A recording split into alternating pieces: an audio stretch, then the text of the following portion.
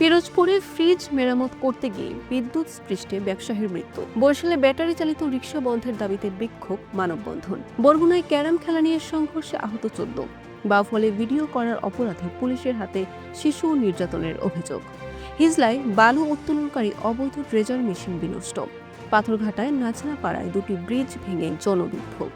BM college ছাত্র সংসদ নির্বাচনের দাবিতে শিক্ষার্থীদের বিক্ষোভ। বরগুনায় 4 জন চিকিৎসক দিয়ে চলছে স্বাস্থ্য কমপ্লেক্সে 2 লাখ মানুষের চিকিৎসা। আসসালামু আলাইকুম। বরিশাল ডট নিউজ থেকে রাত 9টার শেষ সংবাদে আমি ফারহানা করিম তুলি। এতক্ষণ শুনলেন সংবাদ শিরোনাম, এখন বিস্তারিত। পিরোজপুরের ইন্দুরকারীতে বিদ্যুৎ স্পৃষ্ট হয়ে ব্যবসায়ীর মৃত্যু হয়েছে। শনিবার রাতে উপজেলার বালিপাড়া বাজারের হোটেল ব্যবসায়ী আব্দুল বারেক শেখ নিজ হোটেলে রিফ্রিজারেটর মেরামত করতে গিয়ে বিদ্যুতায়িত হয়। পল্লী চিকিৎসকের কাছে নিয়ে গেলে পরীক্ষা নিরীক্ষা শেষে তাকে মৃত ঘোষণা করেন। বরিশালে প্যাডেল চালিত রিকশা শ্রমিকদের বিক্ষোভ, মানববন্ধন অনুষ্ঠিত হয়েছে। রবিবার সকাল 11টার দিকে নগরীর অশ্বিনী কুমার টাউন হলের সামনে পায়ে চালিত রিকশা শ্রমিকরা 1 ঘণ্টা ব্যাপী বিক্ষোভ মানববন্ধন কর্মসূচি পালন করেন।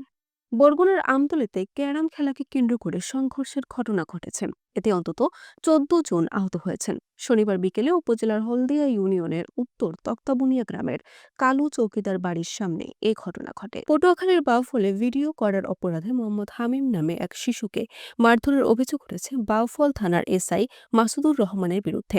শুক্রবার সকাল 10:30টার দিকে উপজেলার নাজিরপুর ইউনিয়নের 6 হিস্সা গ্রামে এ ঘটনা ঘটে। বরিশালের হিজলা উপজেলার হরিনাথপুর ইউনিয়নে অবৈধ বালু উত্তোলনকারী ড্রেজার মেশিন বিনষ্ট করেন উপজেলা নির্বাহী কর্মকর্তা ও নৌ পুলিশ।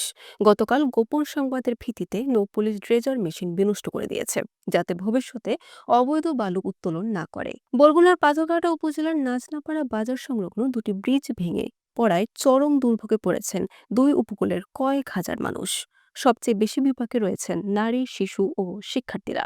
প্রতিদিনই জীবনের ঝুঁকি নিয়ে খেয়া নৌকায় পারাপার করতে হচ্ছে এলাকাবাসীকে। বরিশাল সরকারি ব্রজমোহন কলেজের ছাত্র সংসদ নির্বাচনের দাবিতে বিক্ষোভ করেছে শিক্ষার্থীরা। রোববার বেলা 11:30টায় সাধারণ শিক্ষার্থীদের ব্যানারে কলেজের 0 পয়েন্ট থেকে একটি বিক্ষোভ মিছিল বের করা হয়। মিছিলে বিভিন্ন সংগঠনের নেতাকর্মী অংশ নেন। জনবল সংকটে ভুগছে বঙ্গোপসাগরের কোল ঘেঁষা বরগুনার তালতলী উপজেলার স্বাস্থ্য কমপ্লেক্স। দরিদ্র মানুষের চিকিৎসার শেষ আস্থা ও ভরসার স্থল এই স্বাস্থ্য কমপ্লেক্সে মাত্র 4 জন চিকিৎসক দিয়েই চলছে, অথচ 41টি চিকিৎসকের পদ রয়েছে। সংকট রয়েছে অন্যান্য পদেও। Barishal dot news.